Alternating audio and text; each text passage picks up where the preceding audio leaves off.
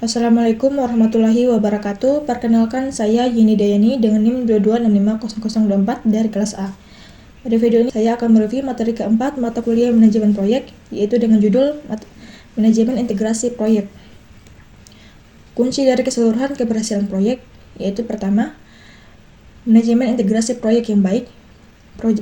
Proyek manajer harus mengkoordinasikan semua bidang pengetahuan lain sepanjang siklus hidup proyek. Lalu, banyak manajer proyek baru mengalami kesulitan melihat gambaran besar dan hanya fokus pada terlalu banyak detail. Manajemen integrasi proyek tidak sama seperti integrasi perangkat lunak. Prosesnya mengembangkan project charter bersama dengan para stakeholder untuk menciptakan dokumen yang secara formal memberikan wewenang kepada project charter. Mengembangkan pernyataan lingkup awal proyek bersama dengan stakeholder, khususnya pengguna produk, jasa, atau hasil proyek, untuk menentukan ruang lingkup persyaratan high level dan membuat pernyataan lingkup awal proyek.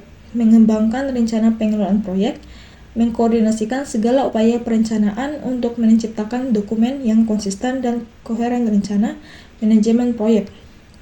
Project charter merupakan dokumen yang secara formal menyebut keberadaan proyek dan menyediakan arahan pada sasaran dan pengelolaan proyek. Proyek ini berisi elemen-elemen yang unik yang berlaku pada proyek tersebut.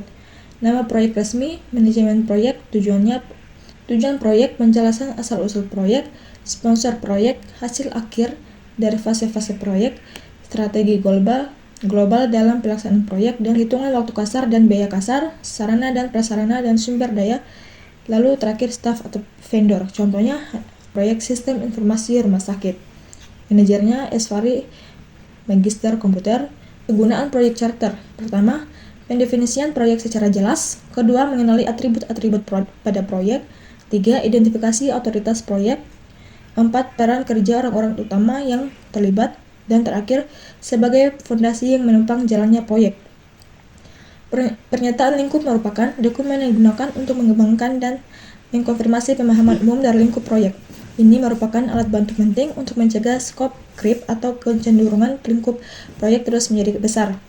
Rencana manajemen proyek merupakan dokumen yang digunakan untuk mengkoordinasi semua dokumen perencanaan proyek dan membantu memandu eksekusi dan pengendalian proyek. Elemen umum dari rencana manajemen proyek antara lain pendahuluan, deskripsi bagaimana proyek diatur, proses-proses manajemen dan teknis yang digunakan dalam proyek, dan pekerjaan yang akan dilakukan, jadwal dan informasi anggaran. Eksekusi proyek mencakup pengelolaan dan pelaksanaan pekerjaan yang dijelaskan dalam rencana manajemen proyek. Sebagian besar waktu dan biaya biasanya dihabiskan pada tahap eksekusi. Alat bantu dan teknik eksekusi proyek meliputi metodologi manajemen proyek. Banyak manajer proyek berpengalaman percaya bahwa cara paling efektif untuk meningkatkan manajemen proyek adalah dengan mengikuti metodologi yang tidak hanya menggambarkan apa yang dilakukan dalam manpro tapi bagaimana melakukannya. Dan sistem informasi manajemen proyek, ratusan produk perangkat lunak manpro tersedia di pasaran, dan banyak organisasi yang menggunakan sistem manajemen proyek di perusahaan yang tangguh yang bisa diakses dari internet. Memantau dan mengendalikan pekerjaan proyek. Perubahan tak terhindarkan pada sebagian besar proyek, sehingga perlu dikembangkan dan diikuti proses untuk memantau dan mengendalikan perubahan. Pemantauan pekerjaan proyek mencakup pengumpulan, pengukuran, dan penyebaran informasi kinerja. Dan dua keluaran yang penting adalah tindakan korektif dan preventif yang dianjurkan. Sistem kendali perubahan. Proses formal yang terdokumentasi yang menggambarkan kapan dan bagaimana dokumen dan pekerjaan proyek resmi dapat diubah, serta menggambarkan siapa yang berwenang untuk membuat perubahan dan bagaimana membuatnya. Penutupan proyek.